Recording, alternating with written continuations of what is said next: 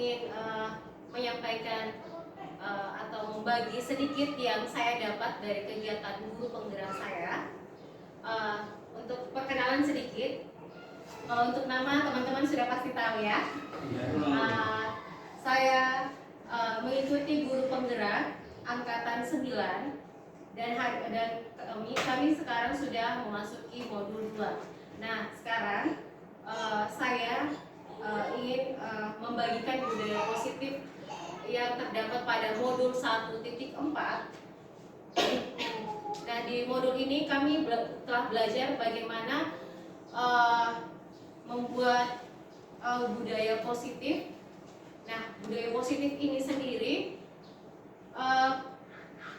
seperti yang kita tahu, budaya itu adalah kebiasaan positif yang harus kita biasakan kepada diri kita sendiri dan kepada orang lain, terutama kepada anak-anak yang kita didik saat ini. Seperti kita tahu, pendidikan saat ini sangat mengedepankan budaya budi pekerti kita. Nah, kita guru ini sebagai teladan bagi anak-anak untuk meniru apa yang kita buat selama ini. Nah, kita masuk ke budaya positif. Nah, pengertian budaya positif ini sendiri, budaya positif itu merupakan perwujudan dari nilai-nilai atau keyakinan universal yang diterapkan di sekolah. Budaya positif di sekolah tidak dapat diciptakan secara instan. Memang kalau kita lihat Bapak Ibu, kita tidak bisa merubah anak.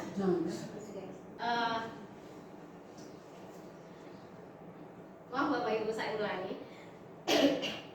Karena budaya positif di sekolah itu kita tidak bisa instan melakukannya. Kenapa? Karena kebiasaan kita. Sebenarnya kita sudah melakukan budaya positif, hanya saja kita tidak secara terperinci bagaimana melakukan budaya positif. Sedangkan budaya positif itu ada banyak tahapan-tahapan yang kita lakukan, baik dari diri kita sebagai guru maupun kepada siswa. Penerapan, sebenarnya kita sudah menerapkan budaya positif ini, hanya kita belum memahami secara jelas bagaimana sih budaya positif itu untuk siswa. Nah, seperti bisa dilihat di slide, guru harus menjadi contoh yang baik sehingga murid dengan kesadaran sendiri akan mengikuti apa yang dilakukan guru. Nah, sebenarnya kita mulai dari diri kita sebagai guru, kemudian membagikannya atau memperlihatkan kepada anak bahwa budaya positif itu seperti ini.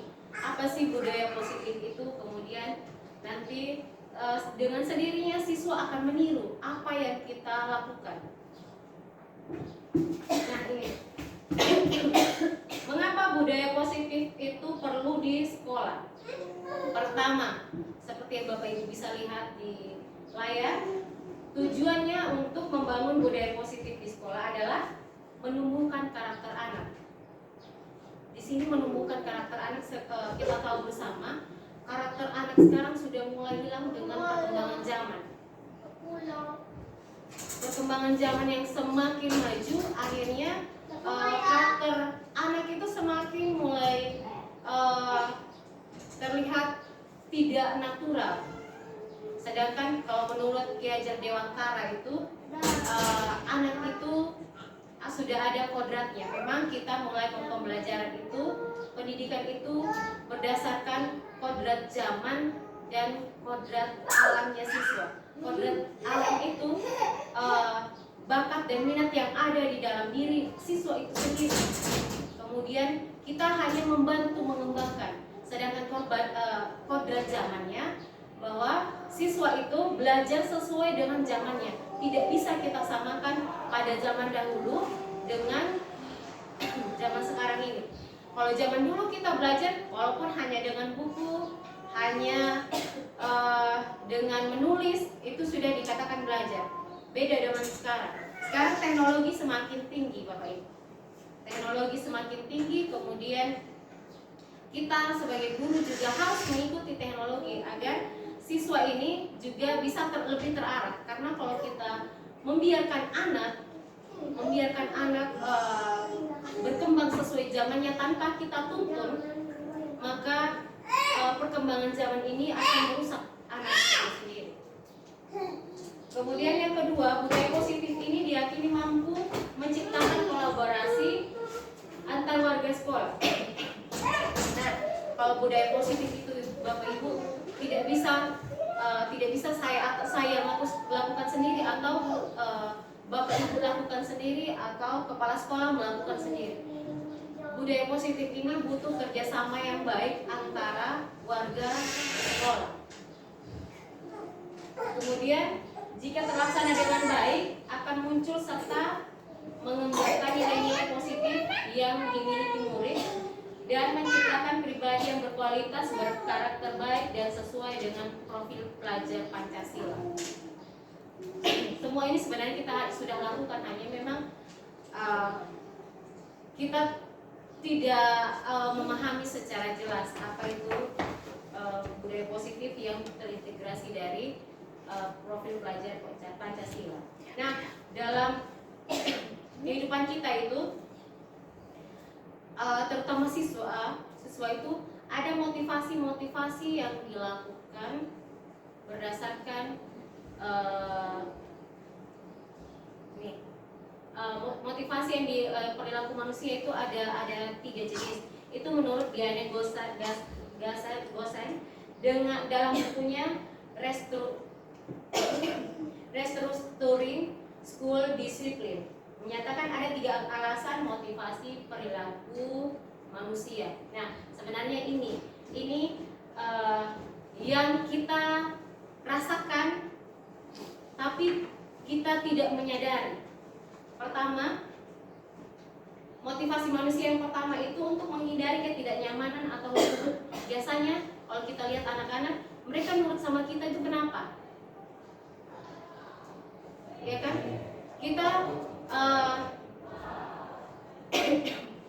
Kita biasanya membuat aturan, kemudian anak-anak akan mengikuti.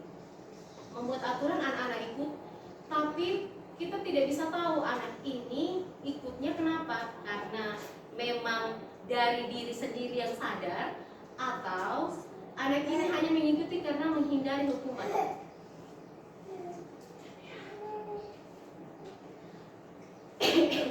Nah, yang kedua, untuk mendapatkan imbalan atau penghargaan dari orang lain. Jadi di sini yang kedua ini yang mungkin sering kita temui. Biasanya kita melakukan kadang-kadang hanya harap kita dapat imbalan. Imbalan seperti apa? Misalnya pujian. Kita berharap ada sesuatu yang kita dapat, atau kita mendapatkan timbal balik dari apa yang kita lakukan. Nah, ini motivasi di perilaku manusia. Yang ketiga, untuk menjadi orang yang mereka inginkan dan menghargai diri sendiri.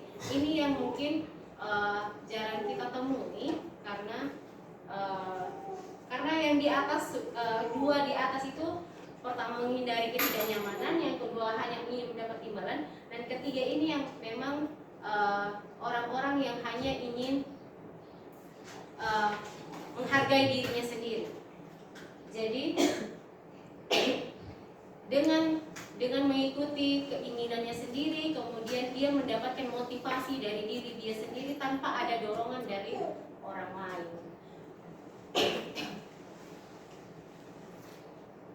Ini kemudian ada 5 kebutuhan dasar manusia. 5 kebutuhan dasar manusia ini yang selama ini kita jalani.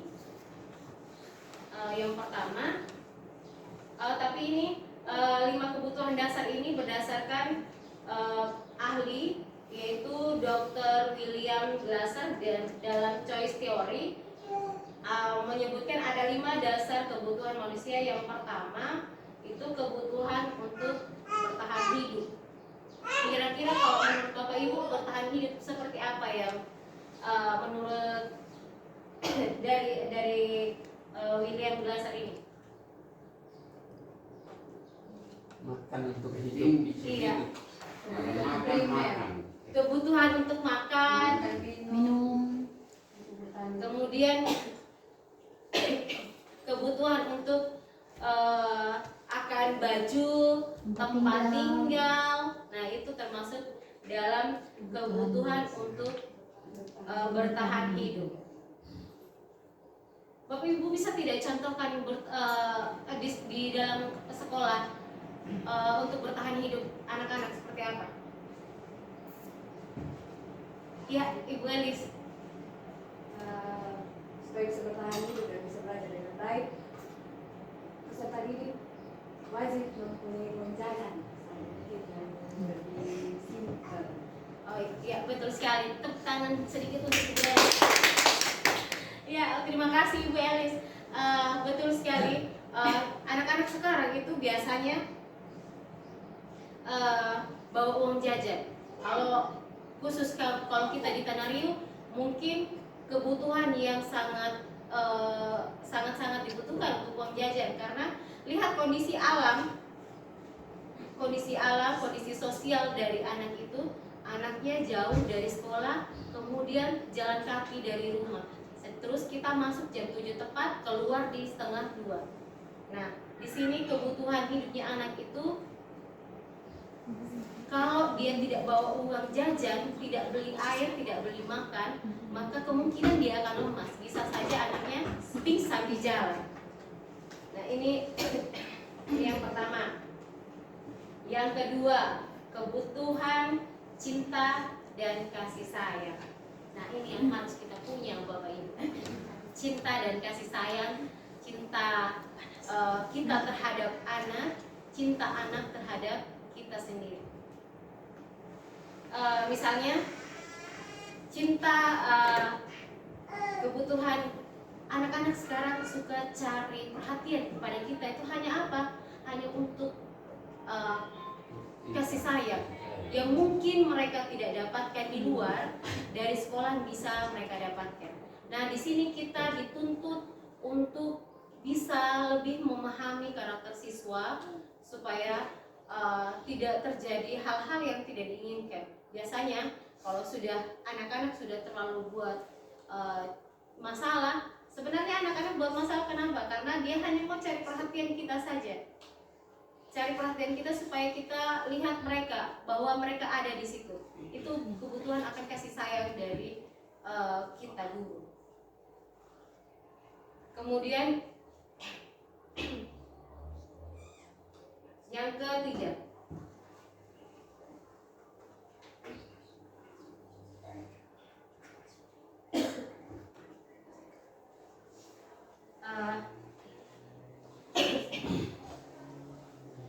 ketiga, ini kebutuhan penguasaan atau kebutuhan pengakuan atas kemampuan. Ini yang sering anak-anak lakukan sebenarnya. Mereka kadang suka tunjukkan kepada kita bagaimana mereka butuh pengakuan kita terhadap apa yang mereka lakukan. Bisa di kelas, misalnya ada yang nakal, misalnya. Terus di situ kita dihadapkan dengan anak yang perilakunya berlebihan. Kenapa dia berlaku seperti itu? Selain dari kasih sayang, dia butuh pengakuan kita bahwa dia juga bisa melakukan. Kemudian pengakuan dari kita, seperti anak-anak yang pintar, dia butuh kita untuk mengakui mereka itu bisa, mereka itu lebih dari temannya. Itu kebutuhan-kebutuhan yang sering kita lihat dalam kehidupan nyata. Kemudian yang ketiga, kebebasan. Kebebasan ini anak butuh kebebasan. Contohnya begini Bapak Ibu, dia tidur di dalam kelas. Kemudian kita tegur, kenapa tidur? Ngantuk bu. Anak-anak sering jawab gitu kan, ngantuk ibu.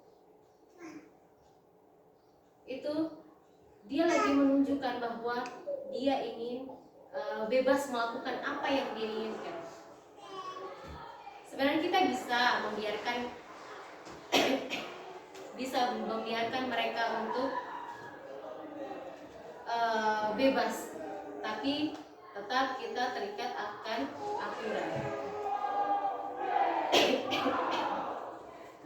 Kemudian kebutuhan yang terakhir adalah kebutuhan akan kesenangan, kebutuhan merasa senang. Ini yang paling mendasar ketika kita belajar di dalam kelas. Ketika belajar dalam kelas itu anak butuh kesenangan supaya apa? Materi yang kita sampaikan itu tersampaikan dengan baik kepada anak. Begitu Bapak Ibu. Jadi ini yang saya pelajari ketika mengikuti guru penggerak. Saya baru memahami, biasanya memang kita lakukan sehari-hari, hanya kita tidak kurang menyadari bahwa kebiasaan-kebiasaan ini sebenarnya adalah kebutuhan anak. Nah, itu kebutuhan dasar, 5 kebutuhan dasar manusia. Kemudian ini adalah posisi kontrol kita sebagai guru. Jujur saya sendiri baru memahami posisi kontrol kita sebagai guru itu setelah mengikuti guru penggerak. Biasanya untuk saya sendiri kalau mengajar, berhadapan dengan anak setiap hari itu merasa biasa saja, memberi hukuman itu biasa saja. Karena saya beranggapan dengan hukuman anak akan bisa berubah. Betul tidak Bapak Ibu? Ya kan? Kita beranggapan bahwa dengan hukuman anak akan berubah dan mengikuti apa yang kita perintahkan. Nah, posisi kontrol kita di sini menurut Gane ada 5 posisi kontrol kita sebagai guru terhadap siswa. Pertama, sebagai penghukum. Jujur saja saya selama ini kadang berlaku sebagai penghukum. Kenapa? Setiap anak yang salah pasti dihukum. Setiap anak yang terlambat, apalagi kalau piket, pasti ada hukuman yang akan mereka terima. Dulu saya beranggapan kalau saya kasih hukuman, besok anak tidak akan terlambat. Padahal cara ini sebenarnya tidak baik untuk anak, karena bisa menimbulkan rasa dendam anak terhadap kita guru.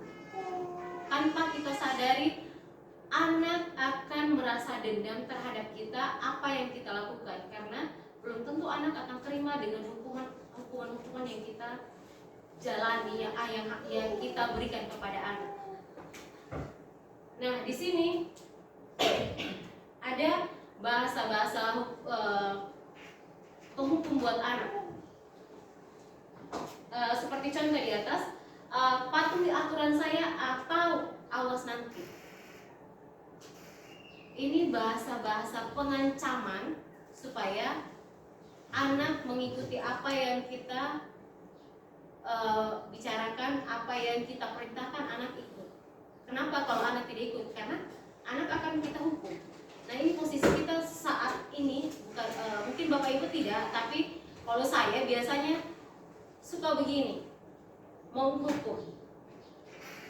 Kemudian kamu selalu saja salah. Nah, ini kita menghukum anak dengan bahasa kita. Belum tentu anak akan selalu salah kan Bapak Ibu.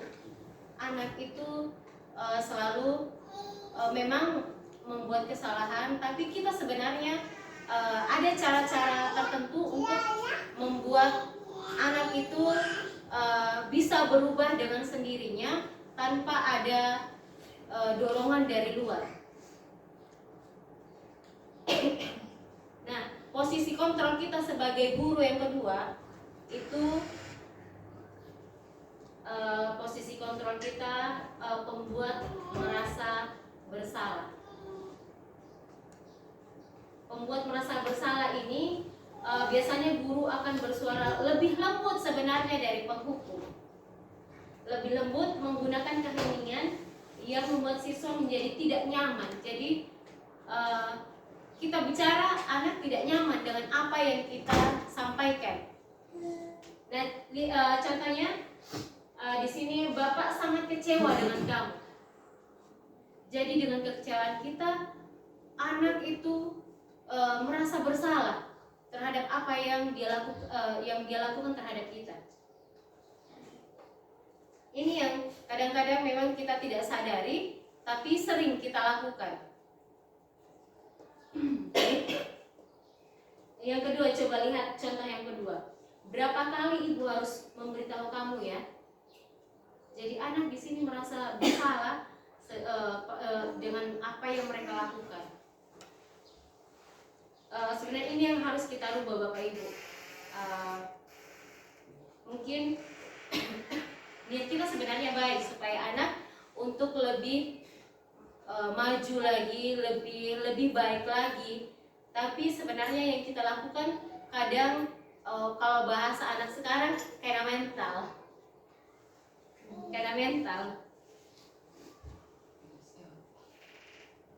Nah, ini posisi kontrol guru yang ketiga, yaitu sebagai teman. Sebagai teman di sini, guru tidak akan menyakiti murid, tetapi akan selalu berusaha mengontrol siswa melalui persuasi. Posisi ini dapat berdampak positif dan negatif. Positifnya berupa hubungan baik antara guru dan siswa. Contoh yang konkret itu biasanya kita ayolah bantu demi ibu ya.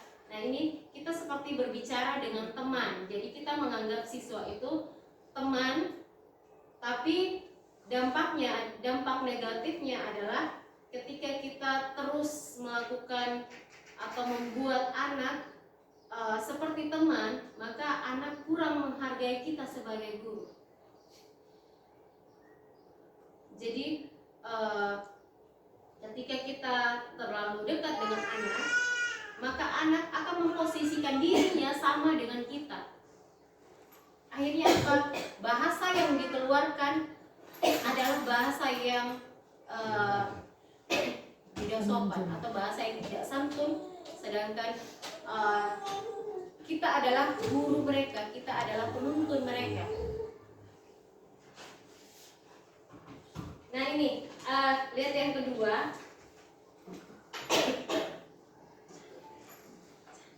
Ayo ingat tidak semua bantuan ibu. Ayo ingat tidak semua bantuan ibu selama ini. Jadi seolah-olah kita mengungkit apa yang kita buat. Jadi seolah-olah kita tidak ikhlas dengan apa yang kita buat untuk anak. Jadi di sini apa yang kita buat atau kita memposisikan diri sebagai teman dengan anak, maka akan ada positifnya. Positifnya anak akan lebih dekat dengan kita, anak nyaman dengan kita. Negatifnya adalah anak jadi kurang menghargai apa yang kita ucapkan, apa yang kita perintahkan, apa yang kita berikan itu kurang dihargai oleh anak. Ini ada satu contoh yang biasanya anak sering ucapkan ketika dia merasa kecewa terhadap apa yang kita lakukan. Nah di sini saya pikir Bapak adalah teman saya.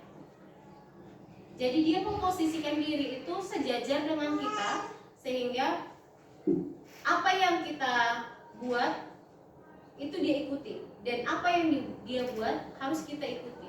Nah ini yang negatifnya buat kita ketika kita memposisikan diri sebagai teman di hadapan anak.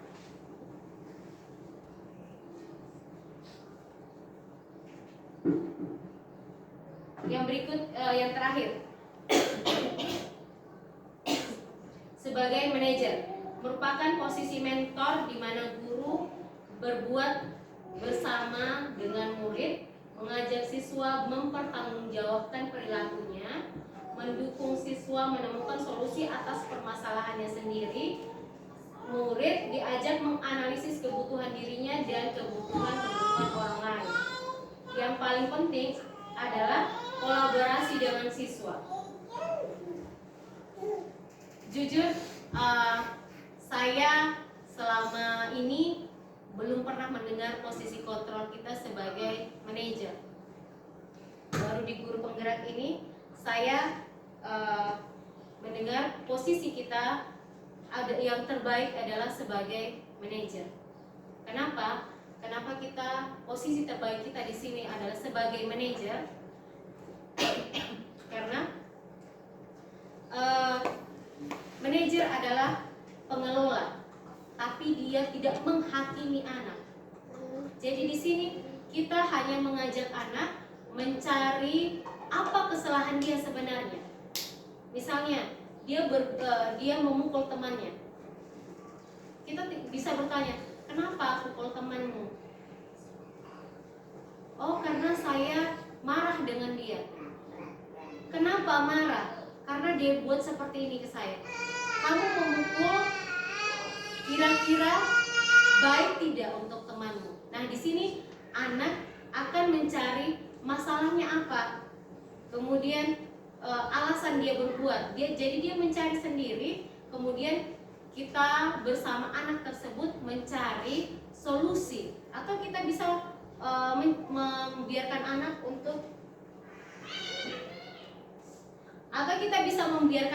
untuk mencari solusinya sendiri atas perbuatan apa yang dia lakukan. Setiap perbuatan dia mencari solusi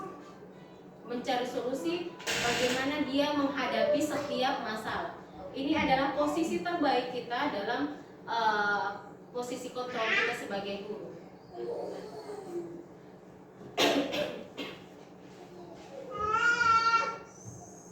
Nah, ini adalah pembelajaran. Menurut Bapak Ibu, pembelajaran itu apa sih sebenarnya? Kira-kira saya minta pendapatnya. Pembelajaran apa sih sebenarnya? Artinya mendapat, ya. Terima kasih Ibu Yusti. Ya, mau lanjut? Tidak, maksudnya apa yang kita tahu itu sudah kita pelajari. Iya. Betul. Apa yang kita pelajari itu merupakan pembelajaran. Nah, ini ada tiga pembelajaran yang mungkin selama ini kita lakukan, tapi kita kurang menyadari. Pertama ada hukuman, kedua ada penghargaan, ketiga ada restitusi. Menurut Bapak Ibu, efektif tidak kalau hukuman diberikan kepada anak? Efektif. Bisa efektif. Efektif itu ada dua bentuk hukuman. Hukuman dalam bentuk ujian, hukuman dalam bentuk sanksi. Oh iya, terima kasih Bapak Alex. Betul sekali.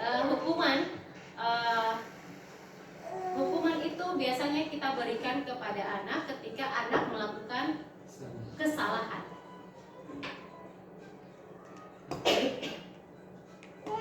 Nah, ini hukuman itu sebenarnya konsekuensi yang diterima anak ketika dia melakukan sebuah kesalahan.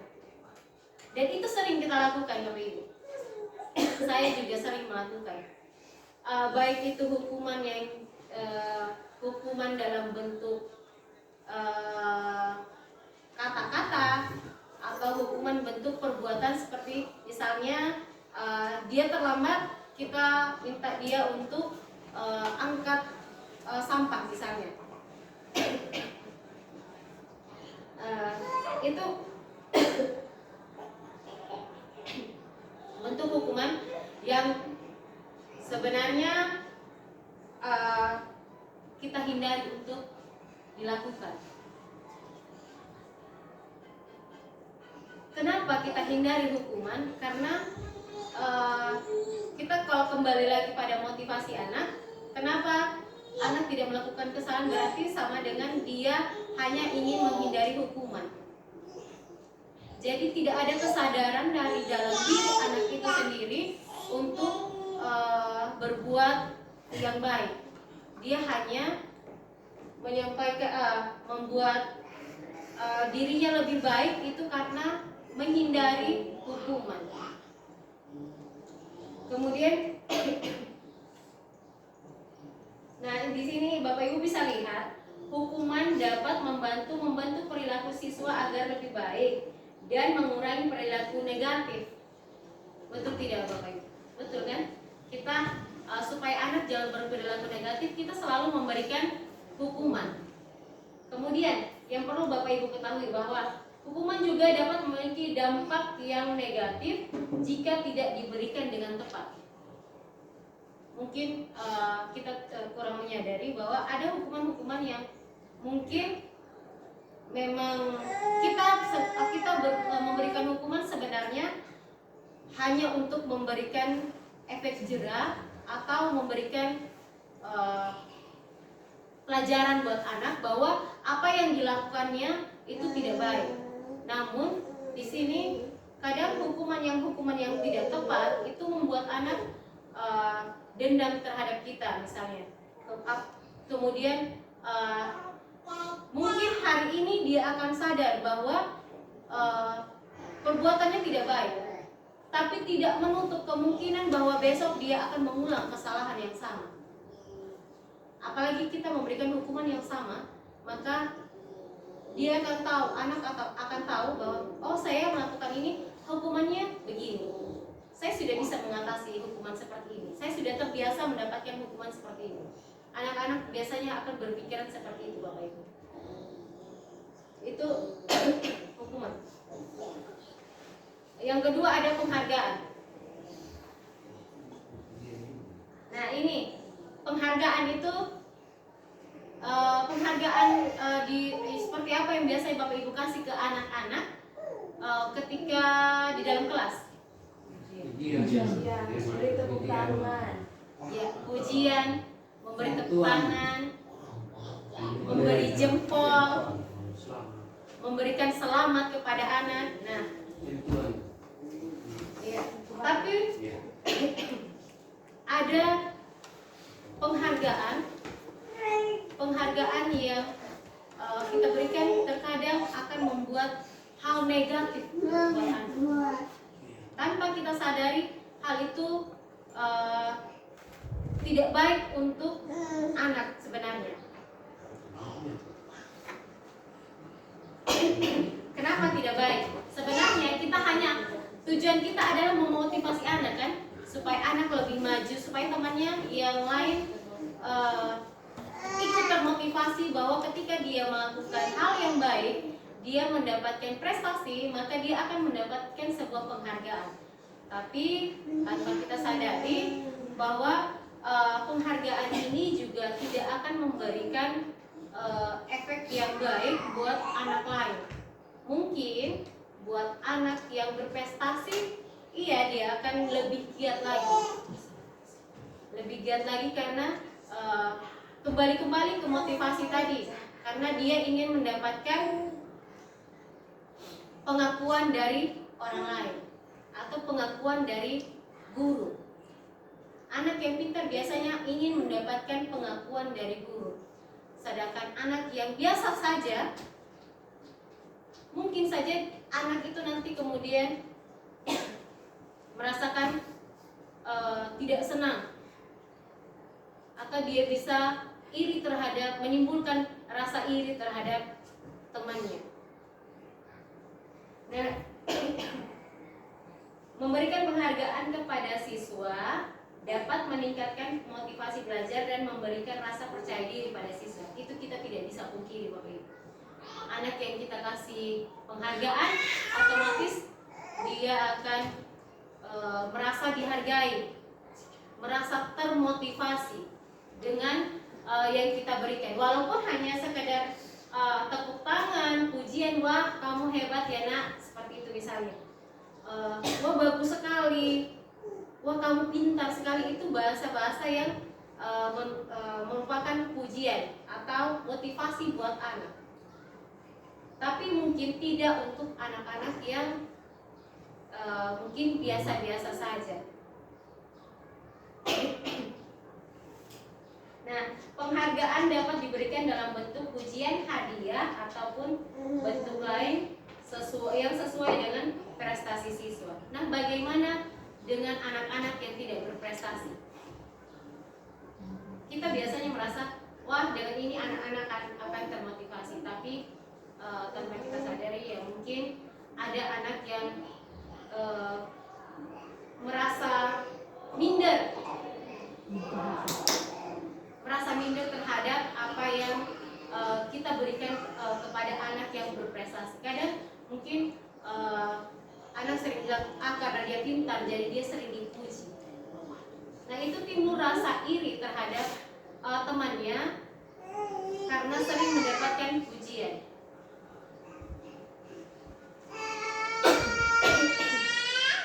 Yang ketiga yaitu ada restitusi.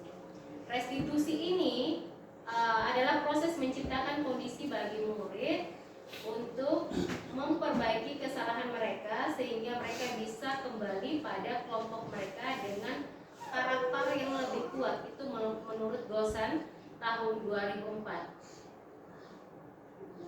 Restitusi juga merupakan proses kolaboratif yang mengajarkan anak untuk mencari solusi untuk masalah mereka dan membantu murid berpikir tentang orang seperti apa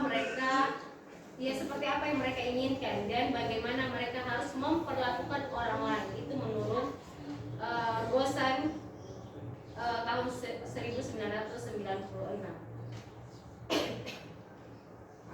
Nah, ini adalah validasi tindakan. Ini adalah segitiga restitusi. Mungkin nanti sekali-sekali kita bisa mempraktekkan segitiga restitusi ini. Segitiga restitusi ini ada 3 bagian. Yang pertama ada menstabilkan identitas, yang kedua memvalidasi tindakan yang salah, dan yang ketiga itu menanyakan keyakinan. Nah ini restitusi adalah proses menciptakan kondisi bagi murid untuk memperbaiki kesalahan mereka sehingga mereka bisa kembali pada kelompok mereka dengan karakter yang lebih kuat. Segitiga restitusi membantu murid menjadi lebih baik, memiliki tujuan, disiplin positif, dan memulihkan dirinya setelah berbuat salah. Nah ini yang saya harapkan nanti kemudian kita akan melakukan hal ini terhadap anak. Segitiga restitusi yang pertama itu menstabilkan identitas.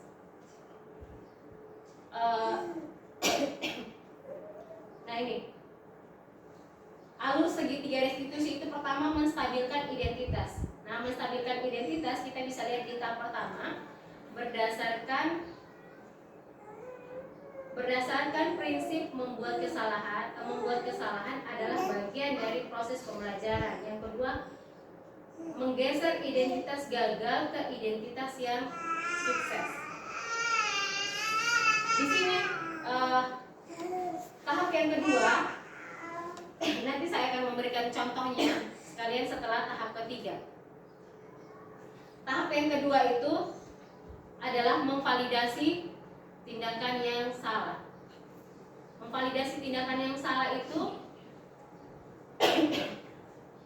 dilakukan berdasarkan prinsip setiap perilaku berupaya untuk memenuhi suatu kebutuhan tertentu. Yang kedua, guru akan menggeser dari pemikiran stimulus respon menjadi proaktif. Yang ketiga, dengan mengenali dan mengakui kebutuhan murid akan memperbaiki hubungan dengan murid. Yang ketiga itu menanyakan keyakinan. Menanyakan keyakinan yaitu pertama, murid akan diberikan pertanyaan-pertanyaan bermakna untuk memunculkan motivasi secara intrinsik. Yang kedua, murid mampu mengaitkan keyakinan dengan tindakan yang salah.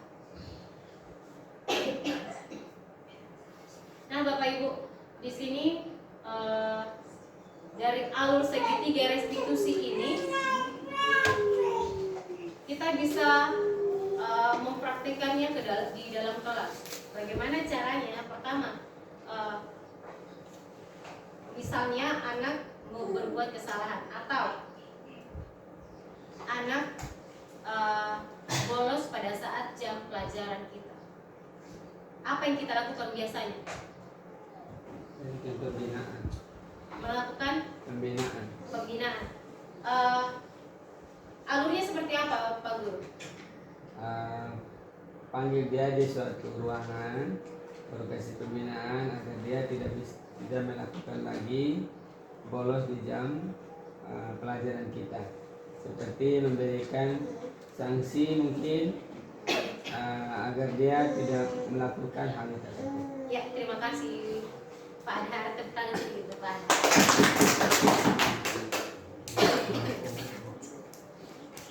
Ya, itu yang memang sering kita lakukan ketika anak misalnya bolos pada saat pelajaran kita. Tapi dalam alur segitiga restitusi kita tidak diperkenankan untuk memberikan hukuman kepada anak, apalagi secara fisik. Caranya bagaimana Bapak Ibu ketika kita menghadapi anak yang berbuat kesalahan? Misalnya pada saat dia membolos pelajaran kita bisa panggil dia ke ruangan.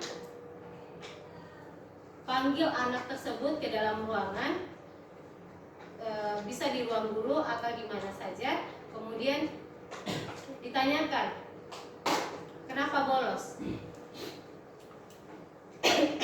Kenapa bolos? Kemudian kira-kira apa yang dilakukan ketika bolos? Atau saya akan tampilkan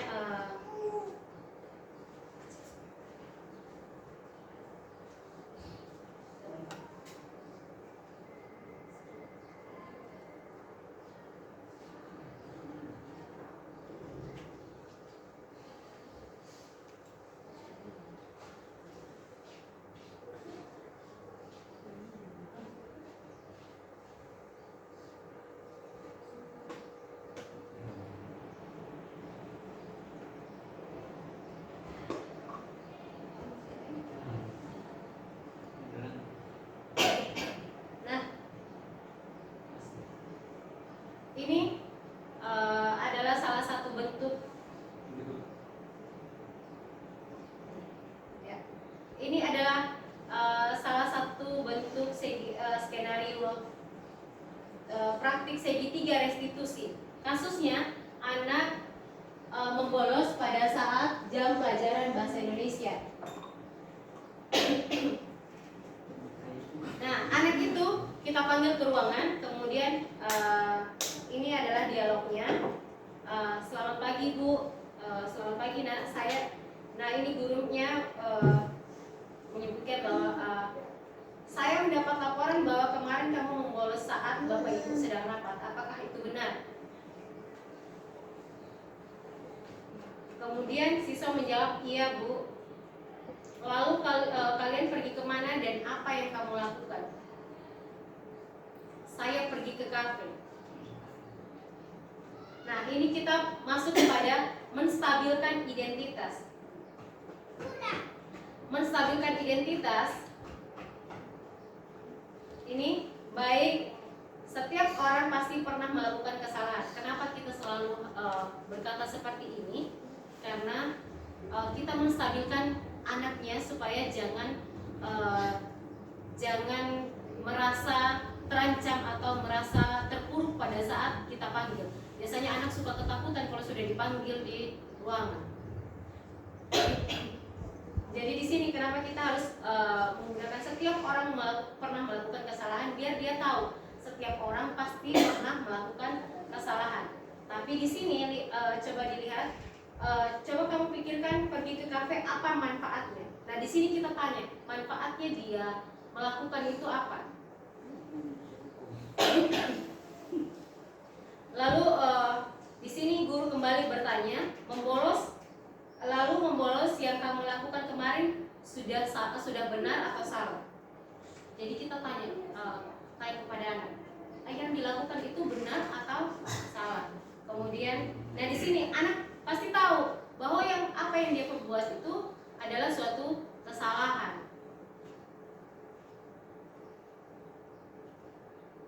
Nah ini yang kedua adalah validasi tindakan yang salah. Ini di sini baru kita menanyakan, kenapa kamu bolos? Terus siswa menjawab, kemarin saya bosan di kelas, kemudian ada teman mengajak untuk bolos, maka dari itu saya membolos. Ini kemudian guru menanyakan, sekarang kamu sudah sadar atau belum? Apakah kamu akan membolos lagi? Kemudian anak menyadari kesalahannya.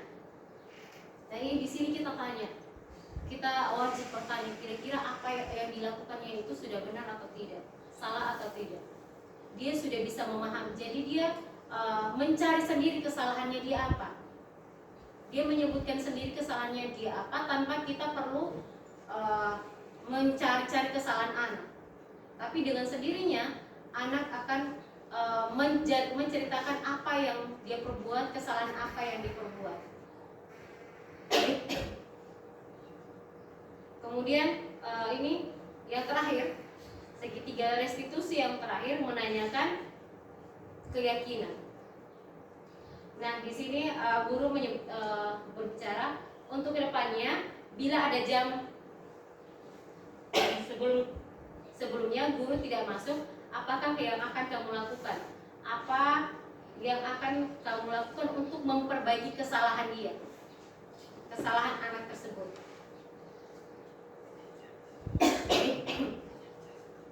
Nah di sini siswa menjawab, saya akan meminta tugas ke guru karena sudah membolos, maka siswa tahu solusi yang akan dia berikan ketika melakukan sebuah kesalahan.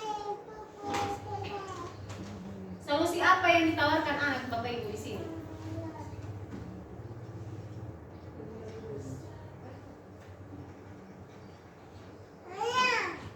Solusi apa yang ditawarkan?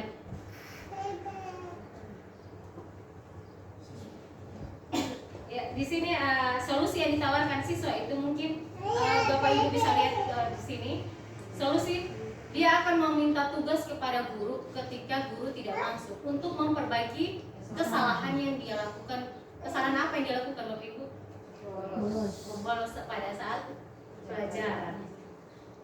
Di sini kemudian guru berbicara, baik, semoga kamu mendapatkan pelajaran yang bermakna dari kesalahan yang sudah kamu lakukan. Kemudian siswa menjawab, ya Bu, terima kasih. Nah ini alur dari atau cara-cara kita dalam menggunakan segitiga restitusi.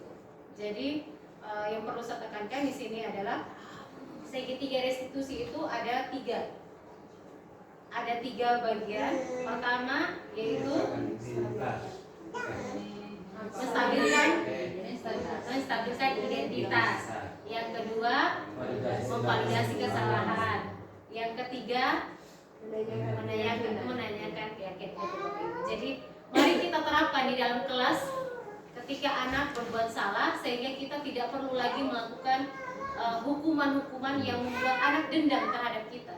Kita mau anak supaya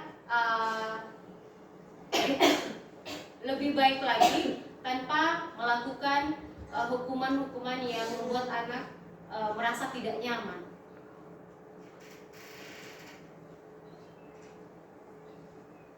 Kemudian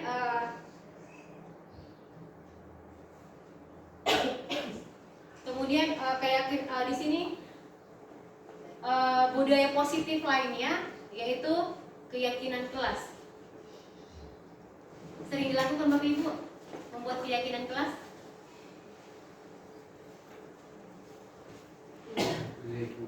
Kita yakini bersama. Iya betul. Terlambat hukumannya apa? Kalau apa 3 kali Sanksinya apa?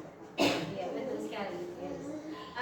Begini, untuk keyakinan kelas ini biasanya kita buat pada awal semester misalnya.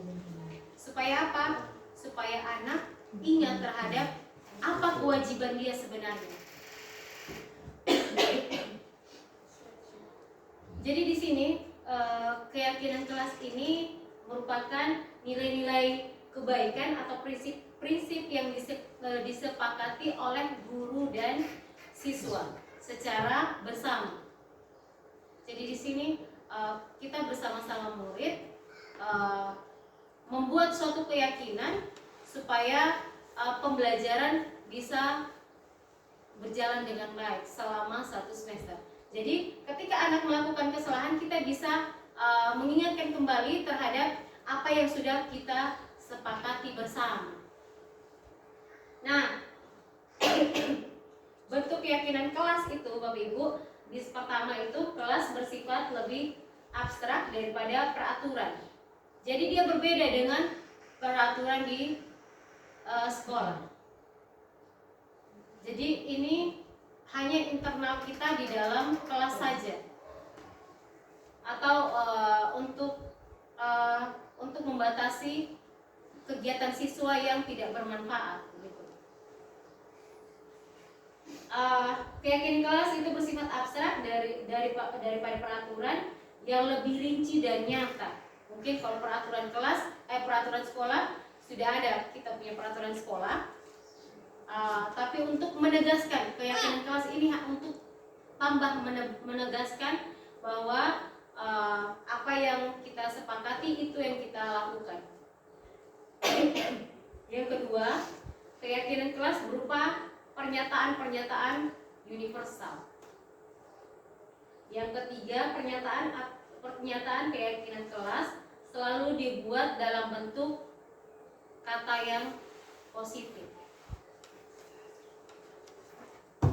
Kemudian kata yang positif di sini maksudnya adalah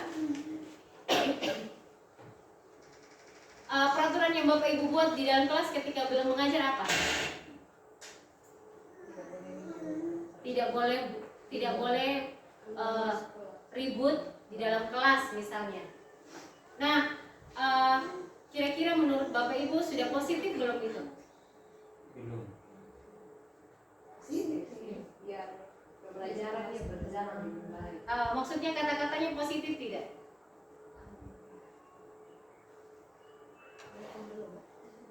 Nah ini Kebiasaan positif. Itu yang dilakukan Posisinya terus. dia punya kata-katanya.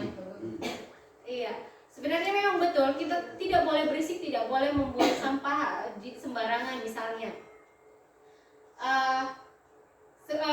Sebaiknya kalau ketika kita membuat keyakinan kelas, terutama untuk kita yang SMA itu, buat kata-katanya menjadi positif. Misalnya begini, tidak boleh membuang sampah sembarangan.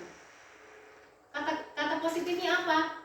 Buanglah sampah pada tempatnya. Jadi kita tidak menggunakan kata-kata negatif seperti kata tidak, atau kata jangan, atau bukan. Nah itu termasuk dari kata-kata negatif. Kadang kata negatif itu memicu anak untuk melakukan hal yang kita larang, begitu.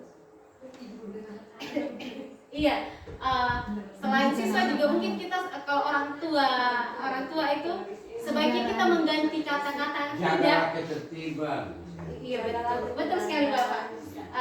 Jangan menggunakan kata-kata negatif karena kata-kata negatif memicu anak membuat apa yang kita larang itu yang akan diperbuat.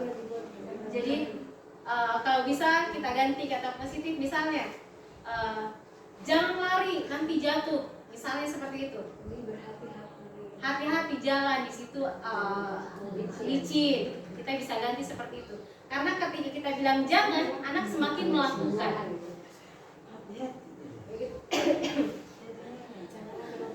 Kemudian Berarti misalnya kata awas jempol itu ya. Bukan jempol tapi dia juga. iya betul Bapak. Maksudnya belajarnya merasakan ini kadang dan tidak pas. Waspada. Oke. Iya betul sekali Bapak. Awas anjing galak, nanti orang tambah dekat lagi. Begitu.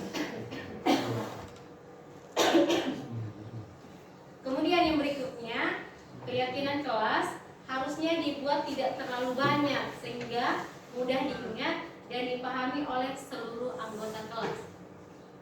Kalau peraturan kelas kayak peraturan sekolah kan banyak kok. Banyak sekali yang tidak boleh masuk tepat jam 7. Kemudian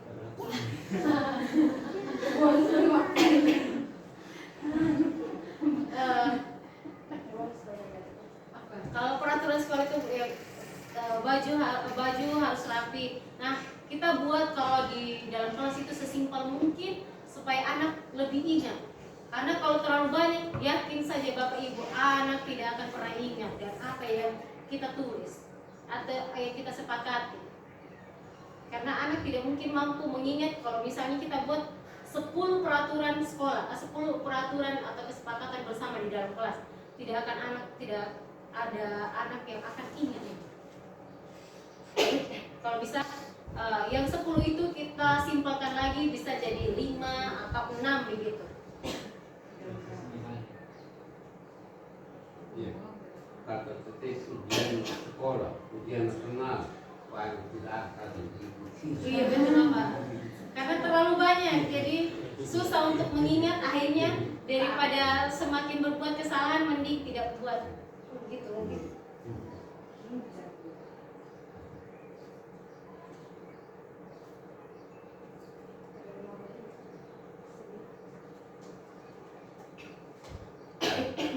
Kemudian yang berikutnya, keyakinan hendaknya sesuatu yang dapat diterapkan di lingkungan sekolah, di lingkungan mereka. Misalnya di dalam kelas itu kira-kira anak-anak sering buat apa? Main HP. Misalnya main anak sekarang sering main HP. Kemudian buang sampah, malas untuk jalan, buang saja sampah di situ. Kemudian mungkin dari segi pakaiannya, kemudian apalagi kira-kira kehadiran anak-anak suka apa, suka bolos, tidur dalam kelas. Misalnya seperti itu, kita cari hal-hal yang sering dilakukan anak untuk kita buat kesepakatan untuk tidak melakukan hal yang sama. Misalnya kita buat peraturan begini,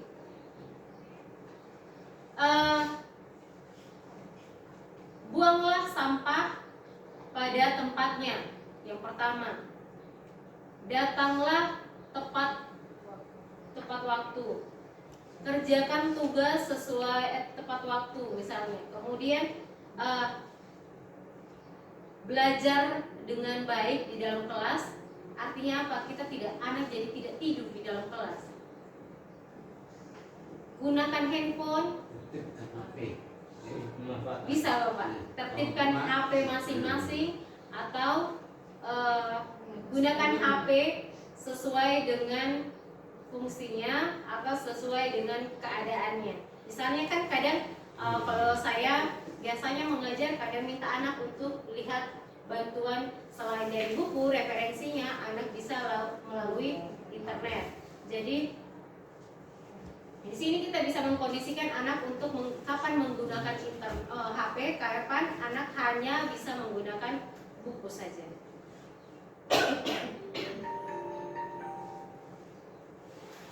Kemudian semua anggota kelas hendak ikut berkontribusi dalam pembuatan keyakinan kelas melalui kegiatan curah pendapat.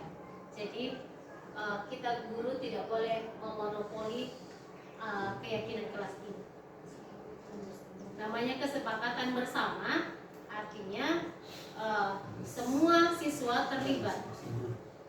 Semua siswa terlibat. Bapak Ibu bisa mau minta mereka silahkan apa yang ingin kalian terapkan di dalam kelas ketika kita lagi belajar. Minta pendapat mereka untuk dituliskan. Misalnya setelah tulis ditempelkan di tembok misalnya, atau di kertas, kemudian nanti kita rangkum bersama. Karena misalnya dalam satu kelas itu ada 30 anak, tidak mungkin kita akan menuliskan semua 30 peraturan tersebut. Jadi kita harus pilih dulu yang paling sering mereka lakukan, kemudian mereka nanti kita bersama-sama murid nanti untuk mencari apa saja yang perlu dia lakukan, apa saja keyakinan kelas yang nanti kita akan yakini bersama, yang akan kita patuhi bersama. Kemudian yang terakhir, semua anggota kelas bersedia meninjau kembali keyakinan kelas dari waktu ke waktu. Nah, ini meninjau kembali berarti melihat kembali bahwa keyakinan kelas ini perlu ada revisi atau tidak. Karena kesalahan-kesalahan bisa tiba-tiba muncul. Apalagi kita di SMA ini ada saja kelakuan anak yang kadang-kadang kita sendiri kaget, kok bisa atau kepikiran mereka berbuat seperti itu. Nah, di sini kita bisa tinjau kembali bagaimana keyakinan kelas kita untuk kita misalnya mau merevisi.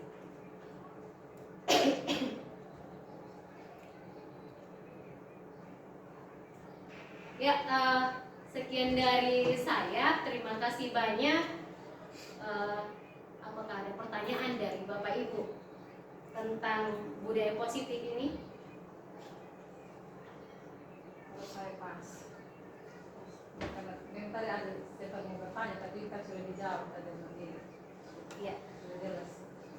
sudah jelas. Baik. Terima kasih Bapak Ibu untuk waktunya. Sekian dari saya. Terima kasih banyak. Semoga kita bisa sama-sama berubah untuk menjadi guru yang memiliki posisi kontrol sebagai manajer, dan kita bisa membuat anak semakin lebih mematuhi peraturan itu lebih dari dirinya sendiri, tanpa kita memberi hukuman, tanpa kita memberi penghargaan dari guru. Jadi sekian dari saya. Terima kasih banyak. Selamat siang dan wassalamualaikum warahmatullahi wabarakatuh. Salam guru hebat. Salam.